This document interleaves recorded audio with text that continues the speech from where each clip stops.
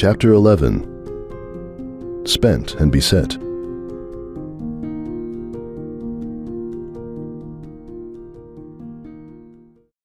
As Carrot had expected, the house was empty when he finally arrived. Far out on the outskirts of Manhattan, where every tower of the skyline stood up like dominoes in the distance, the house itself was as haphazard and slapdash a home as could be imagined. A blue-gray amalgam of salvaged metal and weathered wood, it had been assembled, added to, and rearranged constantly over the years Carrot's family had occupied it. It was perched precariously at the edge of the river, which lapped at a massive cement foundation only a few yards below.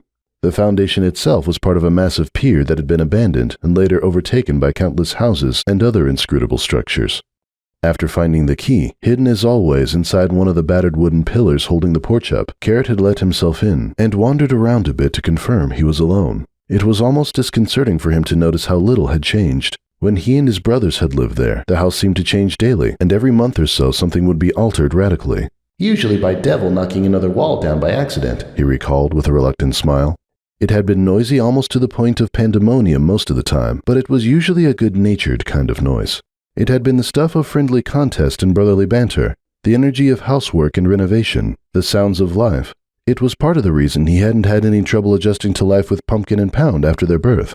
To him, the hustle and din had been normal, even comforting on some levels. As such, he was surprised and dismayed by how much this quiet, empty home made him feel their absence as acutely as the city had reminded him of Cupcake. "Oh, sweet Celestia, just leave me alone," he thought as he made his way to his old room.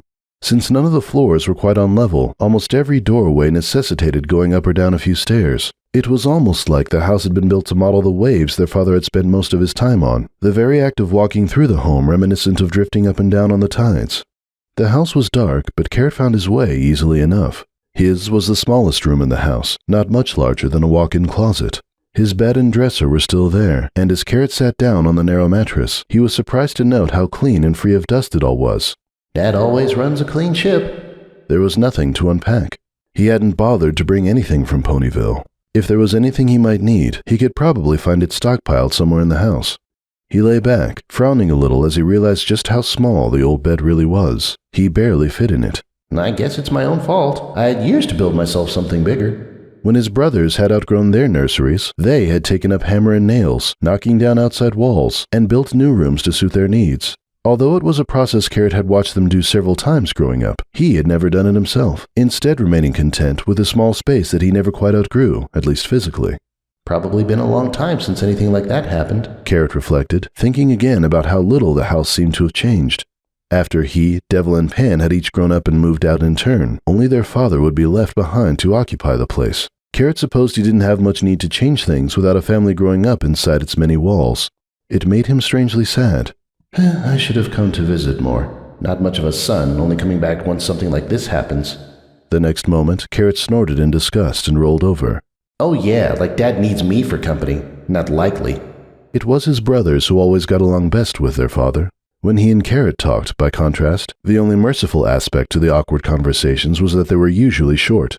Carrot knew his brothers visited often, especially since Devil played for a team in Manhattan, so he had never felt too guilty about staying in Ponyville. Ponyville. Carrot stood in frustration and wandered back into the main rooms. I know I came here to think about everything, but is it so much to ask that I forget about it for just a few hours?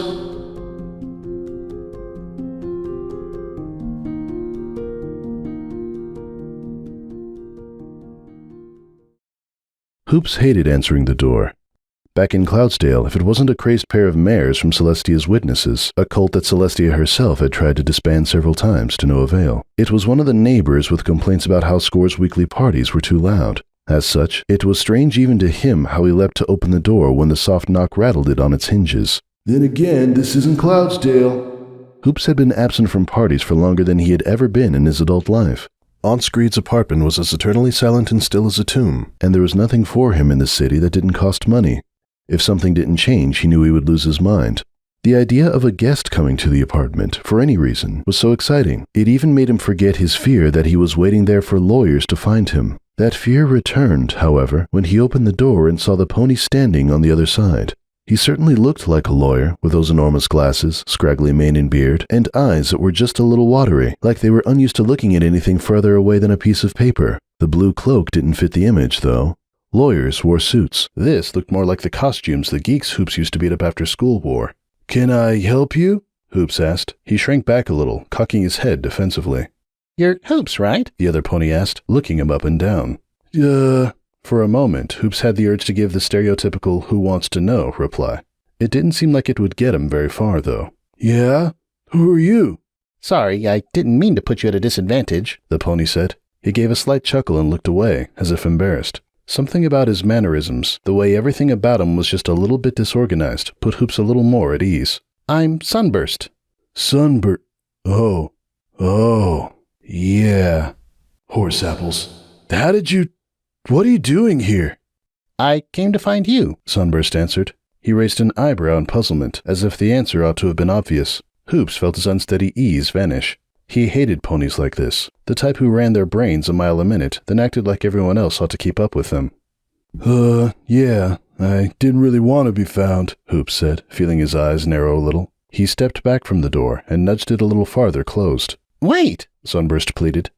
Look, I know things have, in all honesty, turned into something of a disaster. I don't think anyone blames you for leaving, or I don't, at least. From what I heard from Applejack, my letter didn't exactly inform you of the situation effectively, so I at least owe you an apology for that.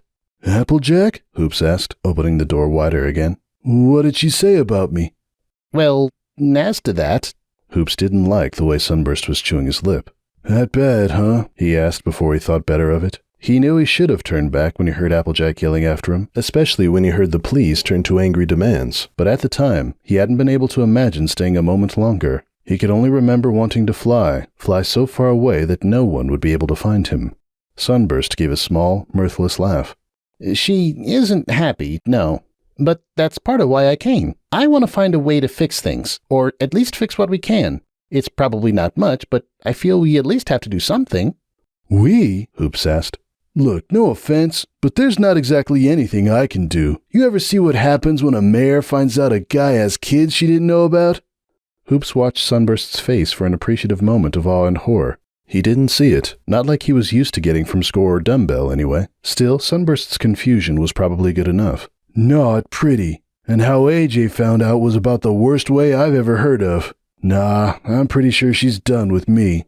Not necessarily, Sunburst said, his brow furrowing. She might give you another chance if you come back and do the right thing. The right thing? And just what is that? Now Sunburst looked really confused. It was making Hoops angry. Well, I guess it's hard to say, but it certainly isn't running away to Manhattan. If nothing else, you should have told Applejack where to find you in case Cupcake needed to talk to you. Cupcake? The cougar I supposedly knocked up? What the hey does she need me for? This is it. Time to find out how much money they want to wring out of me. Sunburst's brows twitched. He looked like he was getting angry too. Again, it's hard to say right now, but things have gotten a lot worse. She decided to tell her husband everything, and he left. Hoops stood there for a few seconds, waiting for Sunburst to continue. When he didn't, Hoops shrugged. So? That got a shocked face. If Hoops wasn't so on edge, he would have laughed at Sunburst's stupefied look. So she's all alone with no one to look after her, or help look after... His voice seemed to catch in his throat. Look, I know it's confusing that we have this connection, but it's out on the table now, isn't it? We each have a foal by this mare. Up until now, we haven't been able to do anything about it, and that's mainly been to protect her. And that's been fine by me. In fact, the way I see it, if she didn't need anything from me before, then she doesn't need anything from me now. So if she's just trying to use me to get out of her own mess, then I'm not interested. And there's a good chance a judge would see it that way too. It was a bluff, but it was all he had. Sunburst seemed to be waiting for him to lie down and just take whatever he was about to give. Well, pony feathers to that. If they want to ruin my life over this, they're not getting it without at least some kind of fight. Sunburst only looked flabbergasted. They've lost their house, their business, they're living on charity, and you don't care at all? Not really, Hoops said. Look, I'm sorry your husband ditched her, but that's her fault, isn't it? I didn't do a thing that night she didn't ask for. No pony told me she was married, and if she didn't want kids, she should have taken care of that the morning after. None of this is my fault, and I'm not gonna have my life ruined over it. Look around. You see a big fancy house? No, I'm not some sugar daddy rolling in bits, and I sure as hey can't just write checks for needy mares like it's nothing. Sorry to disappoint her, but I'm not that kind of pony. You feel so bad for her? You fork over the bits. Sounds like she's got you locked under her harness anyway. Hoops made to slam the door shut. After a few fruitless shoves, he darted a baffled glance between the door, which stood as immobile as a boulder, and Sunburst. He could just see the light of a spell fading from the unicorn's horn above a dark, confused glare. This isn't about money, Sunburst said. This is about your foal. Not interested. Hoops gave the door as strong a shove as he could, but he might as well have been pushing a brick wall. This is why unicorns should be banned from sports. Not. Sunburst looked like a fish out of water. Don't be ridiculous. Look, I know how stressful this has been for all of us, but you can't go around saying things on a whim like that. That's how you ended up here, isn't it? You need to calm down and start thinking about this, or you'll lose Pound forever. Let go of the door, Hoops growled. No, you can't keep making stupid decisions like this. I know you're confused, but we can work together now. No one's asking you to figure it all out alone. Stop it, Hoops yelled. Stop saying you know this and you know that. You don't know anything. You don't know anything about me, and you haven't heard a thing I've told you. So listen up. I don't care about any of it. Now go back to where you came from before I throw you out a window. Hoops gave the mightiest shove he could muster, and with a flash of satisfaction, he felt the impossible force holding it give way. He and the door flew forward, but when it hit the frame, the thin wood exploded beneath his heavy shoulder, and he tumbled forward into the hall with a crash and a yelp. He felt the door break apart and fall in large pieces on top of him with a crash. Ow! Damn it! Hoops shook his head, scraps of dry, crumbly wood falling off his back. He glanced around angrily and spotted Sunburst a few paces away. The unicorn had apparently managed to jump away when the door gave. What do you mean you don't care? Sunburst asked as if the conversation hadn't been interrupted. This is a pony's life we're talking about. You can't just shrug it off like it doesn't matter. Not when it's about your son. Hoops felt a knot of irritation and rage clench inside him. He had never once thought about the foal as his son. Something about the words son and father were too intimate, too personal. It brought up memories he couldn't bear to think about at that moment. The words suddenly made him feel small, looking up at a much taller pony. A pony who looked down with such distance and apathy. It was like looking down at a homeless beggar, not a foal. Hoops couldn't stand to be there like that again. He wouldn't. Hoops rose, pushing himself to the fullest extent of his height. He flared his huge wings, spreading them from wall to wall in the passageway as he faced Sunburst. He was satisfied to see how much taller he stood now against the bookish unicorn, and the feelings of panic fled. He was the one in control again. Much better. Get out, he growled. And what about Applejack? Sunburst persisted. Are you just going to leave her alone without explanation? The words delivered another bitter lance to his heart, and Hoops knew he flinched. It was enough to douse some of the fury he was floating in, like a cold breeze shutting down a warm updraft. Hey, Jay. That was probably the most bitter part of this whole mess. He had liked Applejack more than he thought he could like a mare. Other ponies he had dated just stared vapidly at him while he talked. Afterward, they prattled about makeup and saddlebags until he wanted to drown in the drinks he ordered for them. He didn't have to talk about sports with Applejack, though. He could actually enjoy them with her, and on afternoons they went out for a few one-on-one rounds, and she held her own better than most stallions. He had never been able to actually do things with a mare before, at least other than the obvious, simple acts. He had been surprised how hollow it made dating other ponies look by comparison. It was over now, though, and it had happened just as quickly as it had with the other mares. He wished that made it easier for him not to care. On the contrary, though, it hurt. A lot. He hadn't known he could feel hurt quite like that as an adult, lying sleeplessly on the couch for hour after hour, while the empty, aching pain in his chest ate a hole deeper and deeper inside him. He thought he had left that pain behind when the last pony he had cared about left. It had only made Hoops all the more certain of one thing. The thin, weak little unicorn in front of him had no right to tell him what he ought to care about. But when he didn't answer right away, Sunburst seemed to think he'd gained some kind of advantage. He stepped closer. What kind of pony are you? Are you fine with never seeing her again? Yes, Hoops lied. Get it through your fucking head. I don't care about any of it. Not Applejack, not the kid, not any of it. Now get out! He screamed the last words so loud he could hear the windows rattle in their frames. Sunburst finally cowered back, his ears flipping flat to his skull in fear. Good, Hoops thought. That was the expression the idiot should look at him with. Respect, not pity. But Sunburst didn't run. A moment later, Hoops saw with another burst of rage that Sunburst was drawing himself up again, as tall as he could manage, then looked him square in the eye. For a moment, he felt his own resolve waver as he realized Sunburst looked nearly as angry as Hoops himself felt. He just held a much more composed and noble bearing to it. I was a fool, Sunburst said. I thought since Applejack saw something in you that you had to be... But no, you're just another scumbag. He turned, his blue cloak billowing out behind him as if he'd wanted to slap Hoops in the face. You don't deserve her, and you don't deserve Pound. They're better off rid of you. Hoops thought about jumping him. One leap was all it would take, and then he could batter that smug face with hooves heavy as anvils. But something about the words nailed him to the floor. He watched, hot breath coursing out of his nostrils, as Sunburst strode down the hall and vanished around the corner. It was a long time before his emotions cooled enough to let him move again. When he did, his hooves pushed scraps and splinters of wood away as he shoveled back inside the apartment. His mind was an empty slate, almost like the Fury had bleached it blank. He wasn't even trying to justify himself or think up arguments against Sunburst's claims. He was just floating in a steadily draining pool of emotion, leaving him tired and stained with the ghosts of what he had felt. He didn't know how long he stayed like that, minutes or hours. All he knew was that when he looked up, he was startled to see Screed standing in the doorway. She looked down, her brow knit in displeasure as she nudged the broken wood with a long, sharp hoof. Who broke the door? She asked quietly. Hoops felt himself shrink with shame, and he felt suddenly small again, like a foal caught next to a broken lamp.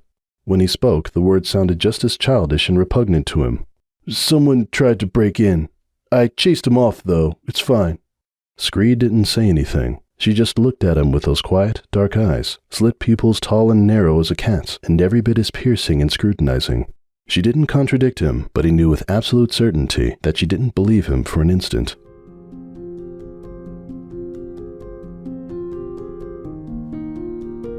For the first time in years, the house smelled of something other than sweat and salt. Although most of the rooms remained dark and quiet, all the lights in the kitchen were on. Waves of heat seemed to pour out of it, carrying the incongruous smell of warm flour and yeast into every room. The small iron oven, a dented, battered thing about half the size of most home ovens, was one of the only additions Carrot had made to the house in his life. It had taken him 5 hours to drag it home from a scrapyard when he was 7 years old. It was the oven he had first started baking in, and the one he had been using when he had earned his cutie mark. Now, the oven was cooling in the corner, the wood fire beneath it smoldering as it burnt the last of its energy out. On a spindly, unpainted table nearby, a golden loaf of plain, sweet-smelling bread sat in a blackened pan. Soft curtains of steam were still rising from it, drifting and twirling in the draft before vanishing into the salty air. The loaf was alone in the room, forgotten as it slowly grew cold. Several rooms away, hidden from the light and warmth of the kitchen, Carrot lay curled in the dark on his full-hood bed, furiously suffocating his sobs in a ragged pillow. As far as his room was from the kitchen, it wasn't far enough away that he could escape the smell of baking, or the memories it carried with it.